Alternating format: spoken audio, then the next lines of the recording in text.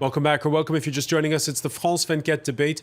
We're looking at what could be an agreement that ends this period of low oil we've seen around the globe over the last few years. It was an OPEC meeting. It was an agreement on an agreement, as a panelist, Mohammed Al-Saban, said. He is in Jeddah, former longtime consultant to the Saudi oil ministry. Welcome back. Welcome back from Washington, Reza Marashi of the National Iranian American Council.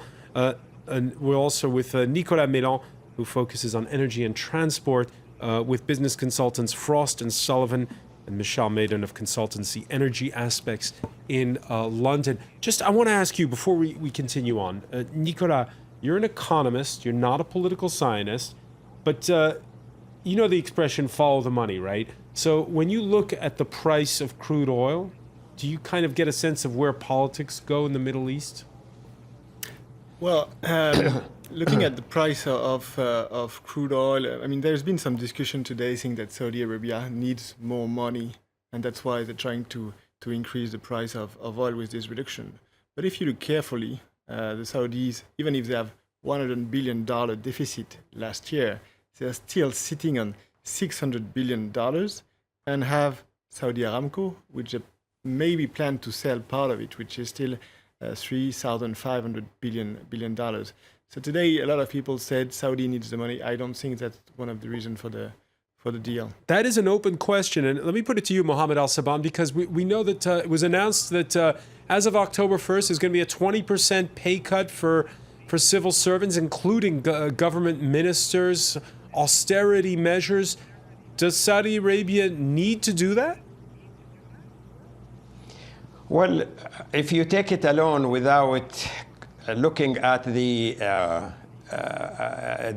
Vision 2030 and its program, then definitely you will say, well, maybe Saudi Arabia is in a real need for reducing expenditure or generating more revenue or saving more revenue. But it is not the case. Actually, Saudi Arabia, since the beginning of this year, have started, or even at the second half of last year, started with the quick wins opportunities that, you know, economic diversification cannot be realized in the short term. So it will take some long term. So they started with the imposition of taxes on the unutilized land. They have rationalized fuel subsidies. As a matter of fact, they raised the fuel prices, electricity prices. So they have taken different measures, not this year, but even at the end of last year. So it is not, you cannot take it in separation. This step that been taken 2 days ago, you cannot take it in isolation of the total economic reform that already started in Saudi Arabia. We have a serious economic reform that will be healthy to the Saudi economy. If you are fat and you have a lot of you know, some unnecessary fat in your body, then you need to do exercise. You need to go on diet in order to be slim and try to compete with others. Not like, you know, just simply continue business as usual. So Saudi Arabia is very serious. They know that oil, the whole world oil is changing. It is not only because of shale oil, but we have a problem with the demand for oil. We have the electric cars. We have the CAFE standard. We have now additionally in your city, in Paris, last year, we have adopted, even though Saudi Arabia is part of the agreement, we have adopted the climate change agreement. But we know that climate change agreement, given its selectivity, while they are giving coal subsidies, they are penalizing and taxing and adding taxes to the already heavy taxes on oil products. So I think we know that the picture is changing. We know that the demand for oil is going to peak by probably 2025 or 2030. And that is very serious for us. We need to reduce our dependency on oil before the world reduce its dependency on oil. Reza Marashi, what was your reaction when you saw that the Saudis were slashing the salaries of civil servants? Well, on the one hand, I give Saudi Arabia credit for attempting to undertake tremendous economic reform. We should have no illusions about how difficult that is, but the difficulty would apply to any country, not just Saudi Arabia. The flip side, of course, is that the social contract between the Saudi government and the Saudi people is undergoing some pretty significant changes. So I like the analogy that my friend in Riyadh made about if you perhaps you're putting on a bit more weight than you're comfortable with, you exercise. But you could also extend the exercise analogy to the Saudi population, which is if they're exercising and they're not losing the weight that they seek to lose, then what happens then? What kind of other means would they take up? So it's not just about the Saudi government, and it is important as it pertains to the Saudi government, but it's also important about how these different kinds of economic changes that Saudi Arabia is undertaking affect innocent Saudi people. And we just don't know, A, what the long-term ramifications of that will be, and B, what kinds of impact that will have on the social contract that's existed, frankly, for quite some time. Yeah, Mohammed Al-Saban, I'm seeing reactions from ordinary Saudis. Some of them are grumbling about this. Well, it is natural. I think even in the industrialized countries, when you have an austerity plan, you see some reaction from the public. That's very natural. But I want to let you know that Saudi Arabia is also taking into consideration some measures to mitigate some of the impact of these policies. By the way, the recent policies reduction of the salary of the ministers and Shura Council is not a general reduction. It is not affecting all other government employees. Actually, what it affects is the other benefits that the employees are getting, and some of these benefits have been misused. So now you are trying to rationalize these benefits and try to see if you can reduce the expenditure. Don't forget that Saudi Arabia is spending more than 2/3 of its budget on the salaries of its employees. Yeah. And so it is a very serious problem that we need to take a very serious decision, given that you need to take or to mitigate the impact on those low-income people. All right, I want to bring up something that was mentioned earlier, which is, of course, late in 2014, just as oil prices were starting to go south, there was The Economist that had a cover story that featured the battle for market share, not between Gulf monarchies and Iran, but between Gulf monarchies and the booming shale oil and gas revolution in the United States. There you see the cover, sheikhs versus shale. Of course, now that the price of oil is below $50 a barrel, there really has been a squeeze. How much of a squeeze, Nicolas Mélan, has there been for shale oil? In terms of shale oil, the US, the production peaked last year at 4.5 million barrels on top of 4 million barrels of conventional oil. So 5 million barrels, so it's 9.5. And in 1 year, the production declined by 1 million barrels of oil. Is that something that's easy to ramp up once the price of oil goes back up? Well, people thought that it would be very straightforward, and as long as the oil go over, they started at $40, but nothing happened, and then they say $50. And now at $50, it's interesting to see the impact. The real impact is not on the production at the beginning, because people tend to produce at maximum to compensate the loss, but it's on the investment, on the rigs, on the drilling. And we've seen the drilling count decrease by 80%. And some people said in May, when the oil was over $50, they're going to start to dig again. But what we see is it only happens in the Permian Basin, which is only 1 million out of 4.5, and on the two big basins, which are the Bacon and Eagle Ford in Texas, the rigs are down 85%. Okay, so just how much, just very briefly, just how much has the United States weaned itself off of Saudi oil?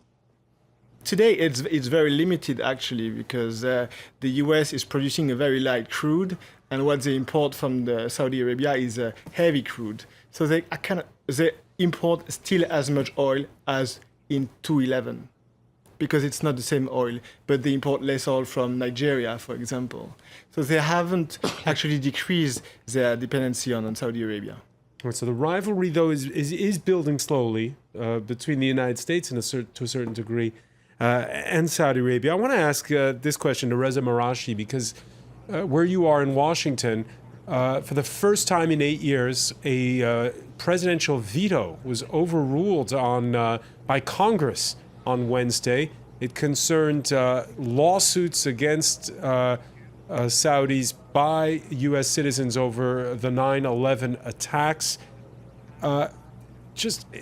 Cynics might ask, if there wasn't a shale oil boom, and the U.S. wasn't perhaps less energy dependent than before on abroad, do you think that veto would have been overridden?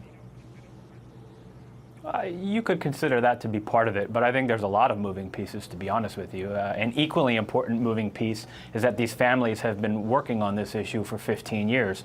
Also, it's an election year in the United States, and if you apply the Washington Post test, congressman running for re-election vetoes Saudi 9/11 bill, that doesn't look good in terms of the domestic political calculations of any American politician. But I think there's a couple important things to point out here, two to be exact. One, while it is important for the United States to protect its national interests and hold the Saudi government accountable, if the Saudi government takes actions that go against American interests, it's equally important for the United States to continue having a functional working relationship with Saudi Arabia. And that is why the White House inserted a provision into the 9/11 bill that allows it to stay lawsuits against the Saudi government if it demonstrates that it is negotiating in good faith with the Saudi government over these various lawsuits and claims. Now, it doesn't define what good faith means, so it's essentially a way to block lawsuits without formally blocking them. So it's an interesting development. I think it's a smart development, because you don't want reciprocal lawsuits against the United States that adversely affect American interests.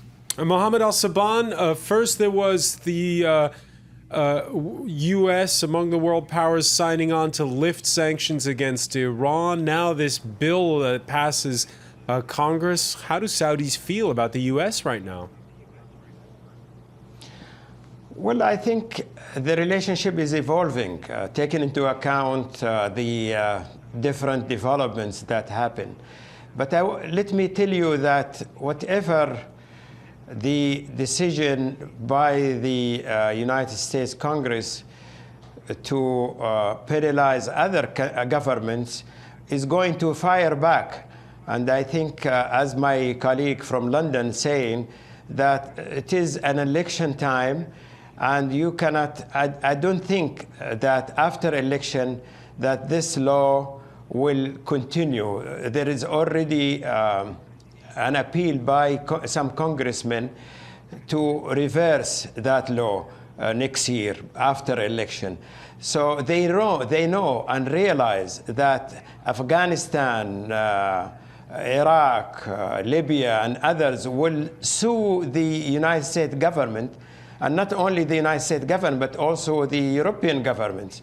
So I think this will open a Pandora box to all countries, and this is unprecedented, and it is not in the interest of the United States, nor it is in the interest of the West in total. But in the meantime, I think we are going to the east. We have good relationship with China. We have good relationship with India and other emerging economies.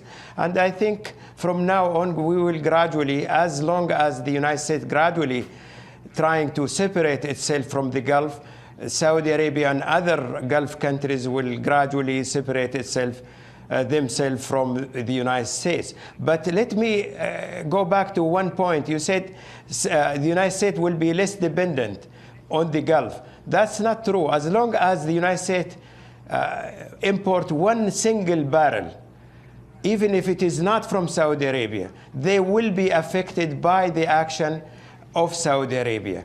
The world oil market is fungible. So I think many people are not totally aware of this fact. So I don't think the United States is calculating its card very carefully. I think they have lifted the sanction with very awkward negotiations vis-a-vis Iran. And I mean, vis-a-vis Iran, of course, they were 5+1. But I think now they realize that Saudi Arabia and Gulf countries are their real friend. Our relationship with the United States has been for more than 60 to 70 years ago, and it has been excellent with the exception of the last few years. All right, we can talk about this, of course, all night. Unfortunately, time is pressing, so I want to just bring up, though, rebound on one point, and that is, you heard there Mohammed Al-Saban talking about other markets, and there's something, we've been talking about production the whole time during this show. We haven't talked about who's buying oil, and China, we know their economy is slowing down. How is the picture changing in terms of who's friends with who when it comes to buying and selling oil? China is a very interesting topic. Something important happened in China last year. The Chinese oil production peaked at a maximum of 4 million barrels. And as we talk now, it's already down by a couple of 100,000, maybe 400,000 barrels. And we've seen the imports from China increase significantly. It's still increasing. Another important So factor, even though the economy in China is slowing, they're importing more oil. It's very important to understand where the demand from oil comes from. The demand from oil comes from transport, people buying car. I'll give you an example. In the US, in June 2016, the US people used the most oil, gasoline, in the history of the United States. That was 3 months ago. So the demand is still climbing. People don't understand the main demand factors. Is it because the gas is cheap at the pump? Yeah, it's cheaper at the pump. The US have been moving to buy bigger SUVs, back to big SUVs, and that's the reason And why. it's not just the Americans. Nicolas Menon, your perfect transition here. We're talking about, we're talking on the day when the Paris Motor Show is opening. Here, been loads of reports on TV about connected cars, electric vehicles, but it's too soon to say that your old gas guzzler is ready for the junkyard of history. Way too soon. France 24, Stephen Carroll reports. I'm here at the stand of the French car maker Renault, and what we can see from this company really is a reflection of the dilemma that's facing car makers across the board. This is Renault's new SUV. It's called a Koleos. It has a diesel engine, a 1.6-litre diesel engine, and this is the sort of cars that people are buying. Renault says that only 1/10 of the cars that it sold in France last year were electric cars, and despite the fact we've seen many car makers here emphasising new electric models, they're simply not what people want. But companies like Renault know that the low oil prices we've seen over the past 18 months are something that is going to have to change sooner or later, and they're preparing themselves for that with new technology that doesn't rely so heavily on oil. Now, when you talk to the car companies, as I've been doing, they won't necessarily tell you they're preparing for an increase in oil prices. They prefer to talk about futuristic technology that's more environmentally friendly, and also how they're hoping that with new technology they'll attract customers to electric vehicles. But there is certainly an undercurrent here, and that worry in the back of people's minds that perhaps while you might be able to buy one of these cars and run it cost efficiently today, doing so in the future might not be as easy. All right, so there you have it. Stephen Carroll telling us how manufacturers on this continent are hedging their bets over whether or not the price of oil increases. But Reza Marashi, you know, there's often quite a bit of Yankee bashing here about how you have big gas guzzlers over in America. But the statistic is amazing, isn't it? 1 out of every 4 vehicles sold in France at the start of the year was an SUV. What's your reaction to that? Well, I think I'm surprised, frankly. All my trips to Europe usually entail seeing cars that are very tiny, many of which you don't see on the streets of the United States, regardless of what city you're in.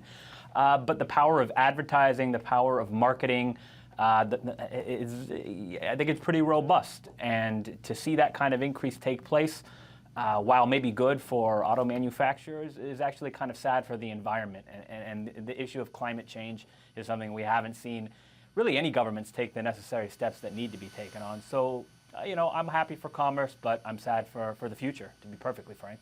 Nicolas Mélan, you heard Stephen Carroll there mention how the manufacturers, the customers, they want bigger cars. They want these SUVs, especially with the price low at the pump. But they're also trying to figure out how they can make them more fuel efficient. Are they succeeding?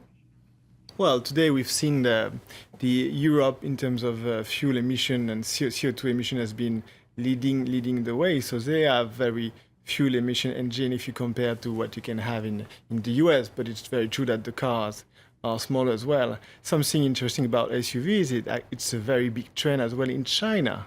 All the Chinese people, they want SUVs for Chinese.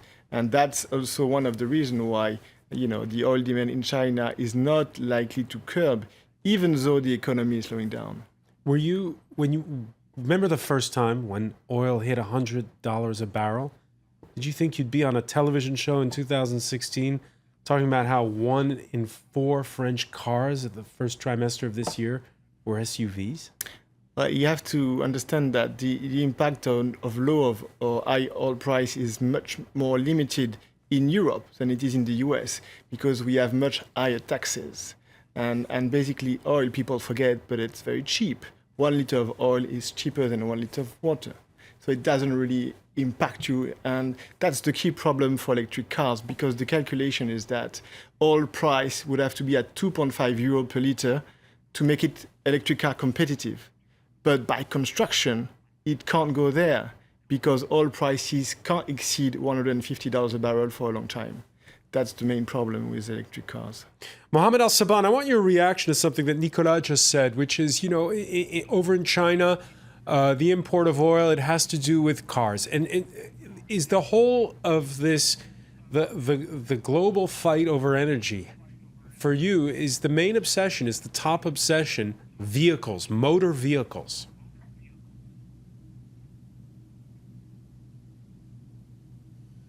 But all emerging economies are trying. By the way, most of the incremental increase in the demand for oil is coming from the emerging economies.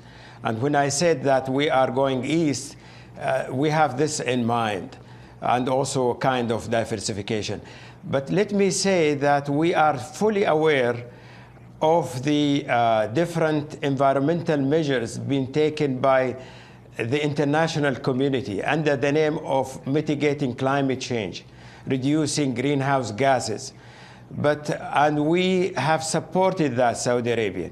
But we also cautiously saying that you need to do it fairly. We are ready to bear our fair share, but not more than that. When we see that you subsidize other sources of energies, and including nuclear, your nuclear in France, and when we see Germany subsidizing coal, and at the same time putting heavy tax on oil products, we see that this is a total bias and cannot continue because it will affect the future demand for oil.